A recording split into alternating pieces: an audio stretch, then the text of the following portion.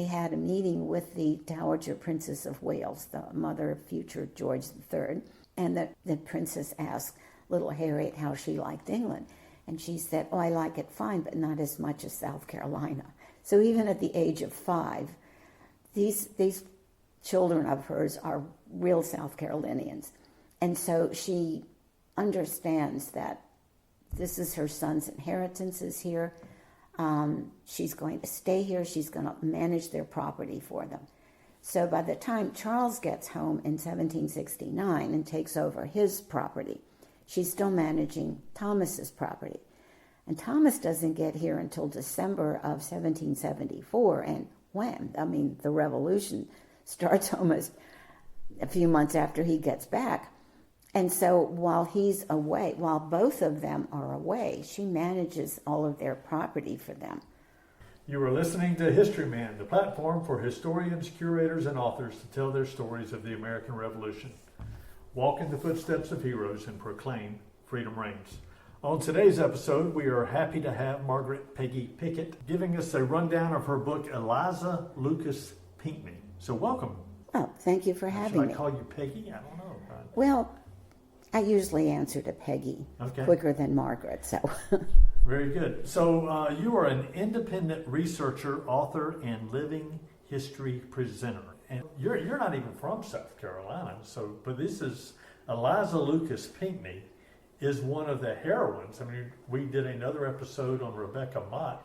That is another big-time heroine of the Revolution. Tell us a little bit about Eliza Lucas Pinckney and your genesis of the book. I discovered Eliza. I'm from Virginia. I lived in Williamsburg, Virginia for 20 years. And so I worked for the Jamestown Yorktown Foundation and the Colonial Williamsburg Foundation. So when I moved here 13 years ago, I was very versed in Virginia colonial history. Right. But I knew very little about South Carolina. Is there a big difference? There is, in some ways, society is the same. There's a planter society in Virginia, it's the tobacco. Both Virginians and South Carolinians were very British in their outlook, in their laws, in their social life, and so forth. And so that was very similar. And then you had in Virginia, it's the Tidewater. Here it's the Low Country. That's where the elites were living. So it is pretty much the same, but there were some differences. But I had heard of the Pinckneys. Okay. I mean, I did know that rice and indigo were the cash crops in South Carolina. Right. Like tobacco was in Virginia. And I'd heard of the Pinckneys, and I'd heard of Eliza Lucas Pinckney, but I didn't really know anything about her.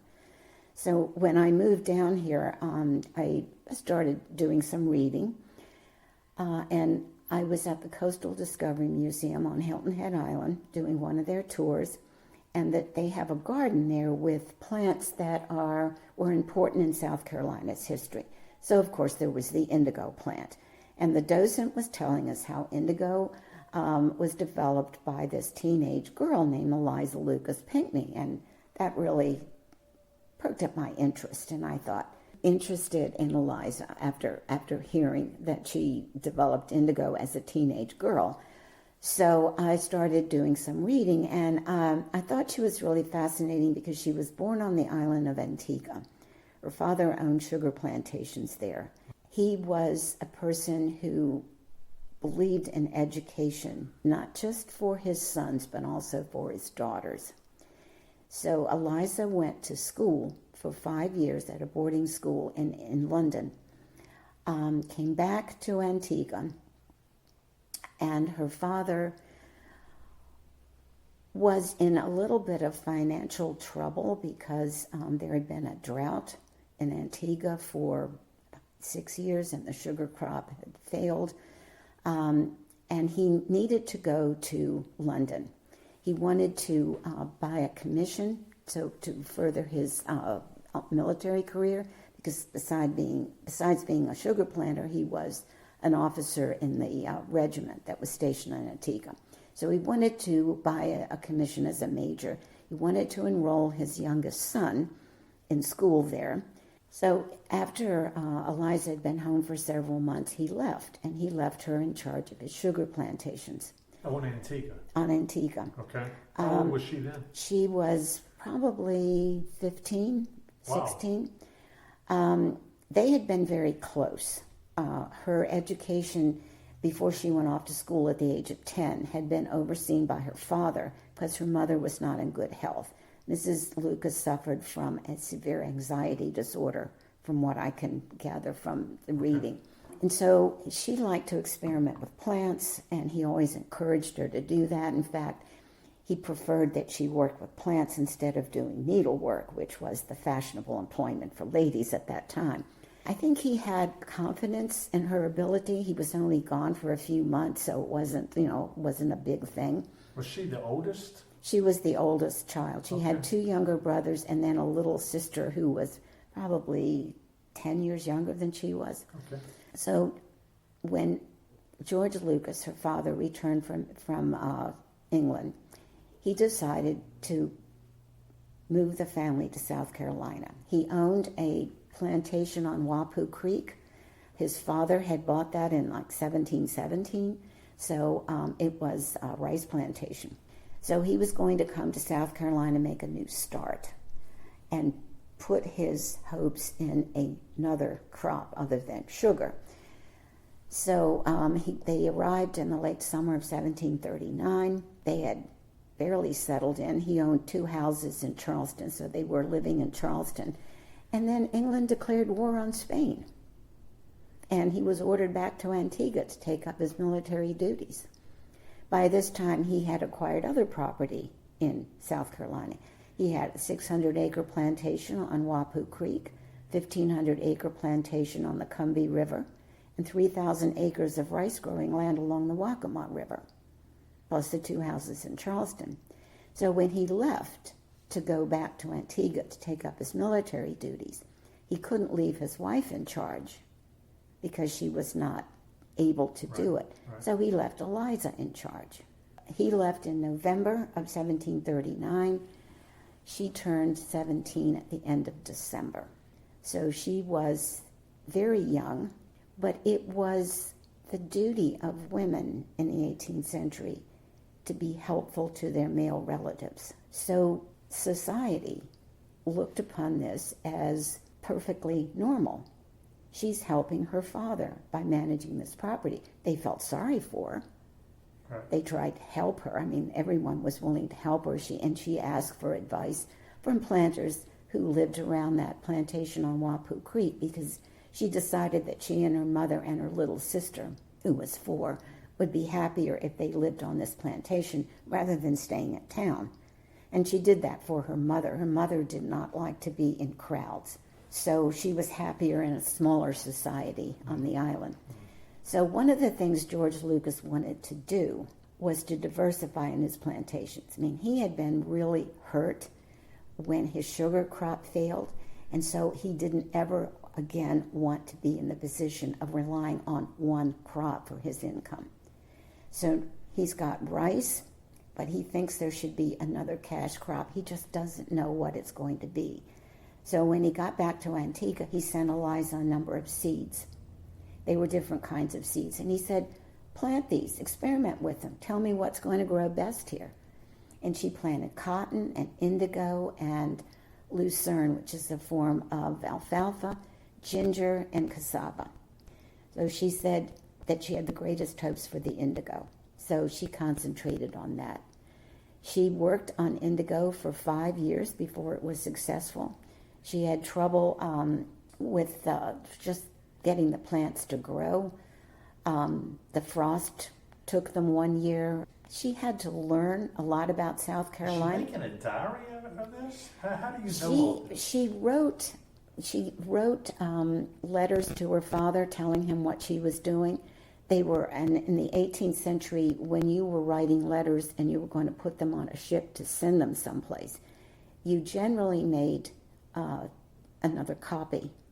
So you would keep a copy for yourself, and then you would make 2 copies to send on 2 different ships in case one of the ships sank. The letter would actually get there. So you would make a copy of the letter for yourself in what's called a letter book. And so we have Eliza's letter book. From what little I understand about indigo, it's very labor intensive. So she certainly didn't do this by herself. No, of course, it's the enslaved workers at Wapu. There are 20 enslaved workers there. I don't know how many of them are actually like field hands. But there is Quash, who is a mulatto. It's thought that he might have been the overseer. There does not appear to have been a white overseer at Wapu Plantation. But he was a very skilled carpenter. He was the most valuable of all the enslaved workers there. And Eliza actually had him, when she married Charles Pinckney, she got Charles to free him. Okay. Because of all the help that he had been to her. So I think he's sort of her right-hand man. So I'm going to go down a rabbit hole here. Okay, so where does he go? He has his own plantation. He has his own slaves. He becomes very successful. On Wapu Creek? At another, I think an area north of Charleston. Okay. Yeah. Isn't that interesting? Okay. He is. He's fascinating. And he helped Charles Pinckney build the mansion house that he built and he did all of the woodwork inside. And he actually paid him as an enslaved worker. He gave him a salary. So Quash, did he come from Antigua? No, he was here. He was on the Wapu plantation. It's thought that he was probably the offspring of a white overseer and one of the enslaved women because he's mulatto. Okay. Took you off down I this know rabbit hole. his story is very interesting. Isn't it, And though? there's a book called, if I can get all the colors right, Red, White, and Black Make Blue.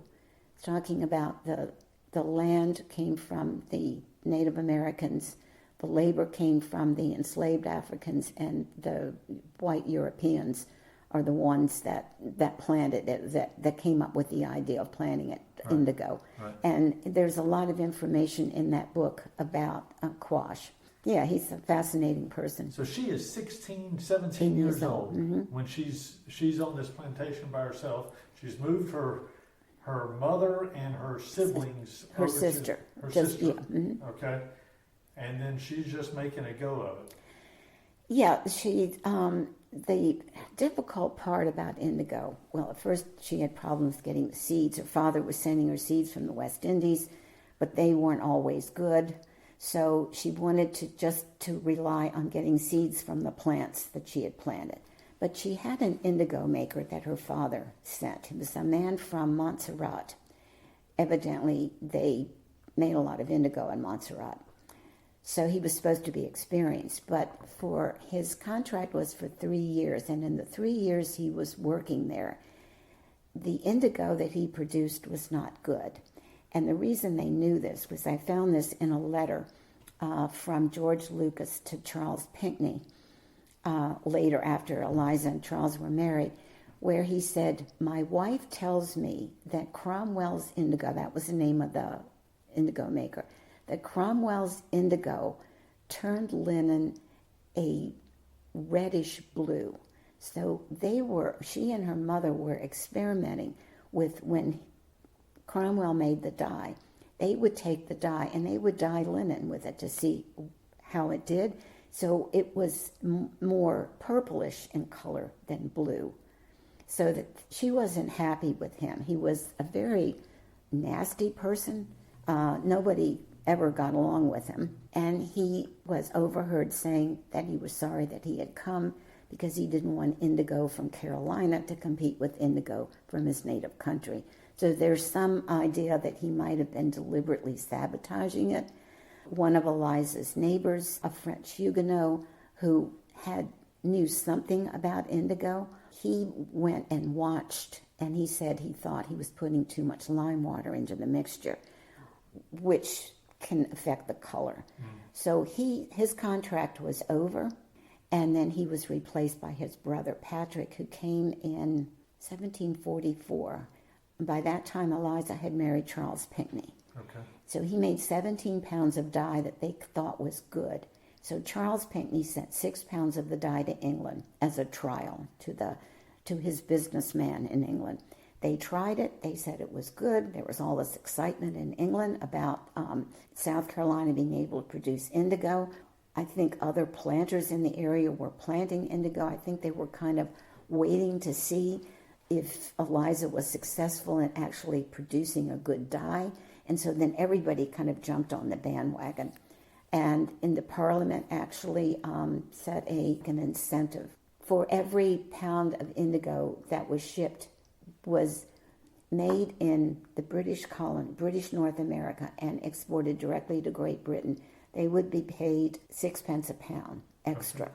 So indigo was... But the first indigo that went over there, that they made this determination on, was Eliza's. Eliza's. And she and Charles saved the rest of that crop. This was the crop that was grown at Wapu. They saved all of that crop for seed, and they gave it out to anyone in the colony would plant it. And Charles Pinckney himself grew indigo, but he didn't grow it to make dye. He grew it only for the seed. And the seed was very valuable because after a while, at this point, England had been buying most of its indigo from French colonies in the West Indies. Now, England and France were always at war. I mean, the 18th century, from 1688 to 1815, there were a number of wars.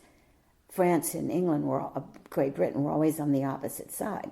So to be buying indigo, something that you needed from your enemy, spending 200,000 to 400,000 pounds a year was not good. No. So that's why they were so happy that South Carolina would be able to provide it. And of course, it spread on down to Georgia.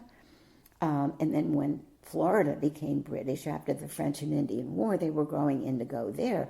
But it also spread into the Midlands and into the backcountry because it could be grown anywhere, especially on the Sea Islands, down around Hilton Head, Port Royal Sound, that area, because there's so much salt water that it was hard to grow rice. So it became a boon not only for the British, but also for South Carolina planters, and they started referring to it as blue gold because they were making so much money off of it. So in a previous episode, we talked about Eliza Lucas Pinckney having some tie-in to Rebecca Mott. There was a very close relationship between the Pinckney family, Eliza's family, and Rebecca's family. Eliza's only daughter was Harriet Pinckney. She married Daniel Oree in 1768, and she came to live at Hampton Plantation. Well, Hampton Plantation is 3 miles from Fairfield Plantation, where Rebecca Mott lived. So there's an 11-year difference between their ages, but they became close friends. Rebecca had already had several children by this time. Harriet hadn't been married very long before she discovered she was pregnant. So she had somebody that she could kind of rely on. And Rebecca found a very intelligent, knowledgeable young woman. Harriet had helped her mother manage her father's estate after his death. So she knew a lot about plantation management. So the two became very, very close friends for the rest of their lives. And then, of course, Eliza's son Thomas married Rebecca's oldest daughter, Betsy. Betsy died in 1794, I believe. And then Tom married Betsy's younger sister, Frances, who, if you remember from one of the other episodes, had married John Middleton, fell in love at the siege of Fort Mott. He died after they had been married for a little over a year, leaving her a very young widow with a child.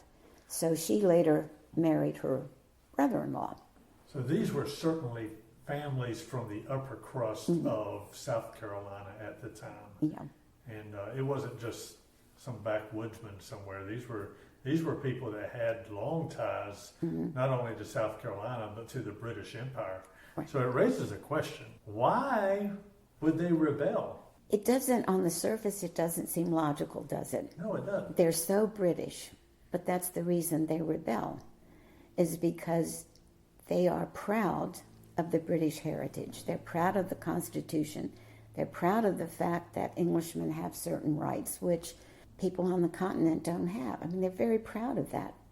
But when they are not treated with the respect that they think they deserve, then they decide it's time to just break our ties and be our own country. Was it an emotional decision where they just got all up in arms because they were slighted in some way, or was it? I think it was a continuous slight. In South Carolina, most of the high offices, of course, they all had to be approved by the king, but they were all not South Carolinians, not native South Carolinians.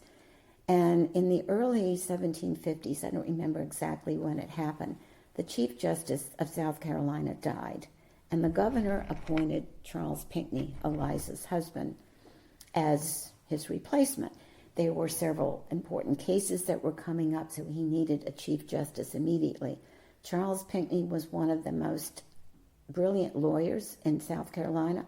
He'd gotten his education in England. The governor thought there would be no problem, but the king appointed someone else just because this person that he appointed had gotten himself into a bit of trouble. He had certified an election that was false. He had falsified some of the voting, and so the vote went to the king's man instead of the other man. And so he was in a lot of political trouble, and they just wanted to get him out of the country. So they sent him to South Carolina as the Chief Justice. Well, that was not only a considerable affront to Charles Pinckney, but it was an insult to all South Carolinians that the king would do something like this. So that was just one example of things that were happening. Charles was so annoyed that he refused to be in South Carolina when this man arrived, so he took his family to England for 5 years. His main reason was that he was going to enroll his son, who was 7, that was Charles Cotesworth Pinckney, was going to enroll him in school. But they stayed there for 5 years before he came back, and unfortunately, a month after he came back, he got malaria and died, so wow. Should have stayed in England. Earlier, we talked about the differences between Virginia and South Carolina, and off recording, we talked about the merchant class and how that was maybe a little bit different than Virginia. How did that play into the viewpoint of British citizenry or the beginnings of the Revolutionary War and this idea that they are Americans first and then British subjects second? In Virginia, it started in 1607, and then they discovered tobacco. And tobacco was the thing that was going to make people money. The cash crop. The cash crop. You needed 50 acres of land, the least, to grow tobacco. It wears out the soil. You have to keep changing your fields every year. So people spread out all over the rivers. There are just these beautiful rivers, the Potomac, the Rappahannock, the York, the James River. People started settling on the rivers because they used them as highways. So there really weren't any towns in the colony of Virginia of any size. Okay. In fact, for a long time, there were no towns at all, except for Jamestown, which was incredibly small. So large planters would have their own wharves, they would have warehouses, they would collect tobacco from all of their neighbors. Merchant ships would come right to their docks. So they would send the tobacco to England, they'd bring back goods from England, they'd sell them to their neighbors. So they didn't really have a merchant banking class like they had in South Carolina, which I found so fascinating because it was so different from what I was used to. But South Carolina started a lot later than Virginia. Right. And so it developed differently. And in Virginia, the officials were all native Virginians. Like the Attorney General was a Virginian. And in fact, they were going to appoint one of the Lees as governor, but he died before he could be named. So the members of the governor's council were the fathers and uncles and older brothers of the men who sat in the House of Burgesses. So it was like a family thing. So there was not tension between the council and the House of Burgesses as there was between the Commons House of Assembly and the council in South Carolina. There was real animosity between those two branches, so that was different. I know that Gadsden was and the Gadsden flag, and he was a big Revolutionary War. But what his political backing came from the merchant class, the artisans, because the planter class had all the ties to England because of the trade back and forth to England. So he really garnered a lot of that merchant class, and of course that kind of jumped over into some of the planters. And we talked earlier that in order for a revolution to happen, you really have to have these upper crust of society really coming on board with that revolution, right? Right. Yeah, so I do find it interesting that the merchant class was in many respects still considered lower than the planter class in the minds of the citizens. Yeah, the idea of, well, this is why most of them had owned land, because the gentry are landowners. You know, Right. It's the landed gentry. You have to have property. So they would all have a country estate. It's like the Motts had Fairfield as their country estate. So you would have to have land in the country. Right.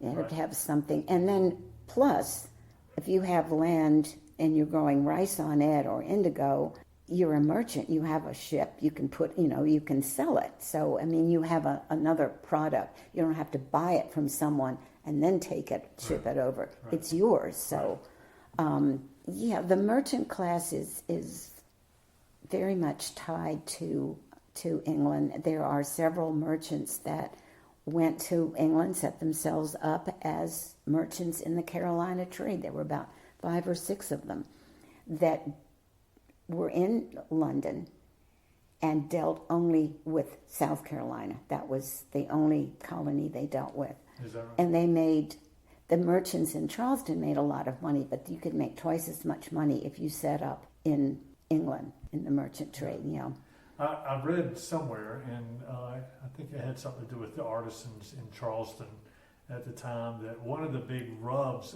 between the artisans and the planters was the fact that the planters were allowing the slaves to go out and create the same thing the artisans were having. So you had these slaves that were in direct competition with the artisans. So they were against the slave trade because the slaves were undercutting their business, right? Yeah. So it was It's very complicated. It's not just cut and dry. Though.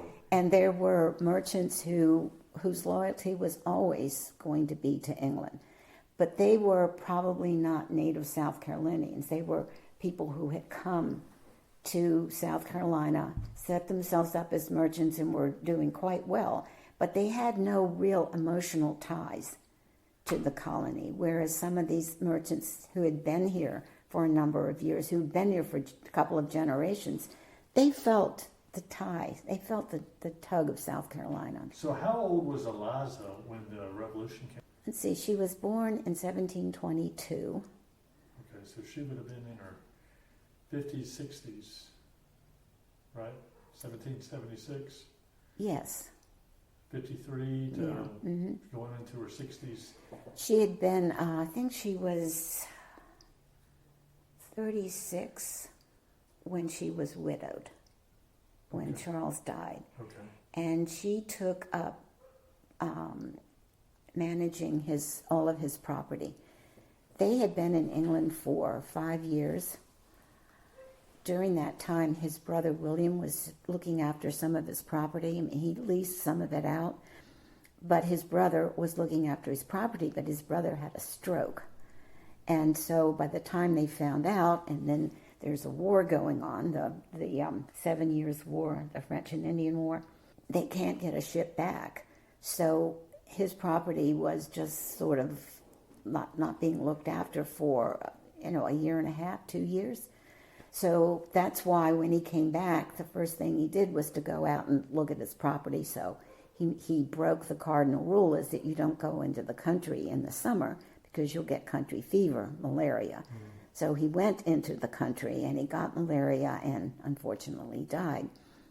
So Eliza had 2 sons in school in London at this time, and she needed to, pay for their tuition and all their upkeep and everything. And so she had to go to work to manage his estates. And it took she was devastated by his death, so it took a while for her to come out of that. And then she had her daughter Harriet, and she decided that she was separated from her sons, and she didn't want to be separated from her daughter, so she decided to take on Harriet's education. And Harriet was well educated. She spoke fluent French. She was an incredible person on her own. She was looking after the property because this was her son's inheritance. Charles Pinckney was another one of these devoted South Carolinians. I mean, he loved South Carolina. He was not happy in England. Eliza would have been happy to stay in England with the rest of her life, but she knew that her husband was dedicated to South Carolina, and he instilled this in his sons because they were also very much attached to South Carolina. Even little Harriet, when they were in England, she was 5 years old. They had a meeting with the Dowager Princess of Wales, the mother of future George III, and the princess asked little Harriet how she liked England. And she said, "Oh, I like it fine, but not as much as South Carolina."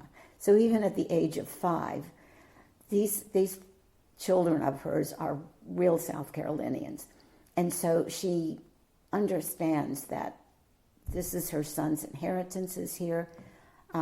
She's going to stay here. She's going to manage their property for them. So by the time Charles gets home in 1769 and takes over his property, she's still managing Thomas's property. And Thomas doesn't get here until December of 1774, and wham, I mean, the revolution starts almost a few months after he gets back. And so while he's away, while both of them are away, she manages all of their property for them. So she just sort of never stops. She just keeps on with it, and she's providing food for the army. She's done this pretty much all her life. I mean, really, her dad leaves her in Antigua. Yeah. And then he brings her up here, drops her off here. Yeah. And she's doing it all through that. What a heroine! And then she, I think it's in 70. No, it's right before the siege of Charleston. South Carolina issues war bonds, and Eliza buys like 4,000 pounds worth of South Carolina bonds.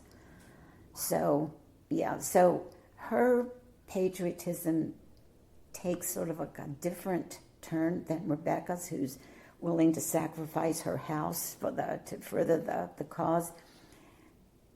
And Rebecca also is providing food and carts and whatever, to the partisan fighters. Eliza's investing money. She's providing. The army needed everything. They needed boats. They needed carts and wagons. They needed food.